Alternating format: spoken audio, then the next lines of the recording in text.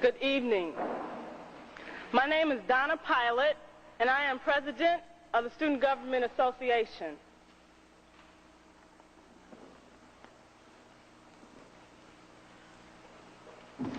I'd like to welcome everyone for coming out tonight, and in spending some time with Dr.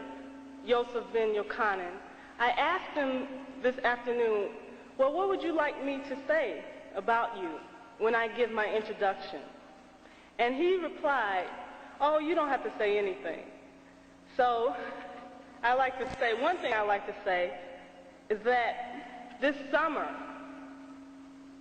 a friend of mine had a tape of Dr.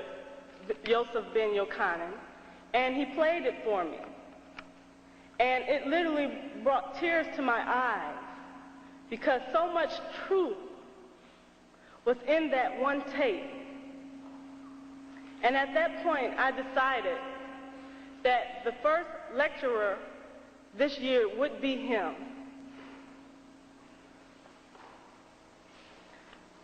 I would also like to say that you're in store for a very uplifting lecture.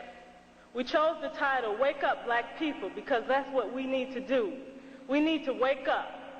So I'd like everyone to come together with a round of applause and let's welcome Dr. Yosef ben Jochannan.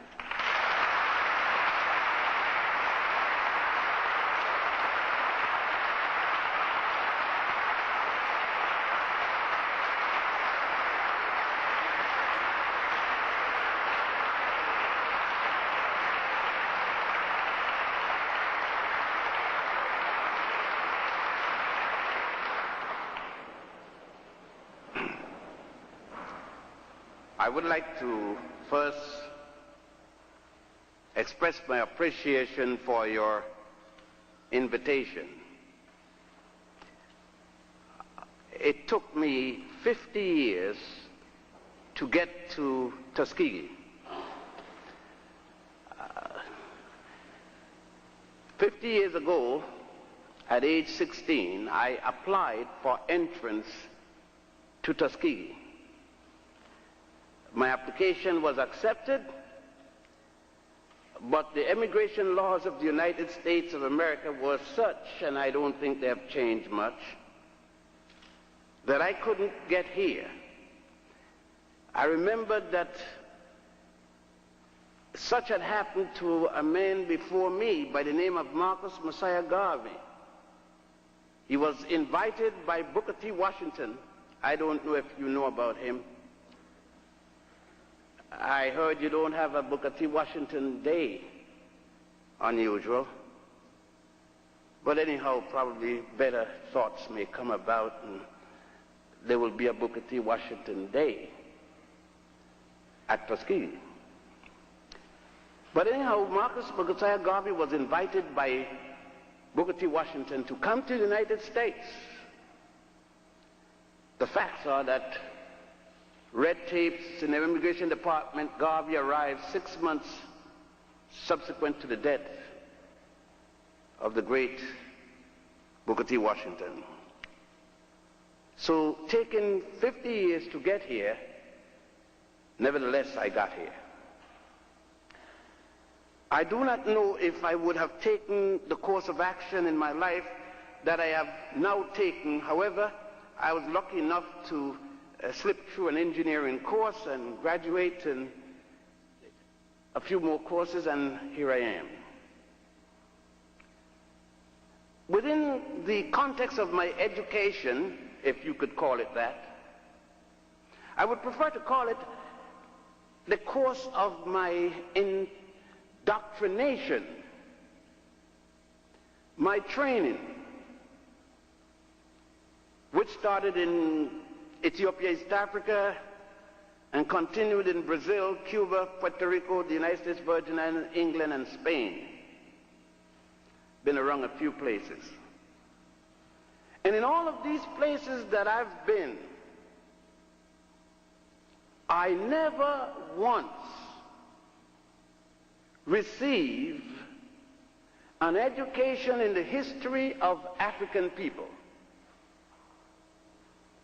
Yet I thought that I've educated myself down through those period of time.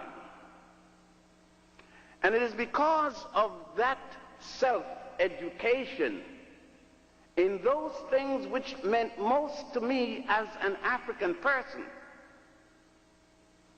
that I decided at no time would I stand still in these halls of indoctrination and not rebel with the necessary documentation of the lies that are being taught in these halls. And so I may be saying things that may hurt many of you, if not most of you, because some of the lies have become your dear frame of reference.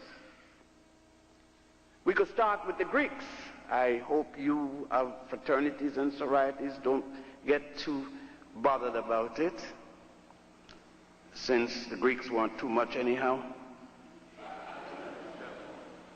But we can start with that, because there is where our institutions of learning has decided to start civilization.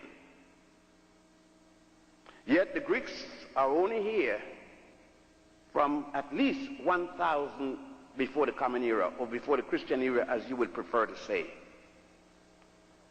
Let us just, for example, cite one. And that particular person would be Hippocrates. And I'm sure that you heard of Hippocrates. And when you consider that Hippocrates wasn't born until 333 BC, or before the Common Era, yet in your education you were told that Hippocrates is the father of medicine. That's a lie. There's no way that I can say about it other than it's a lie. A lie is a lie, whether it's in the university or in the church.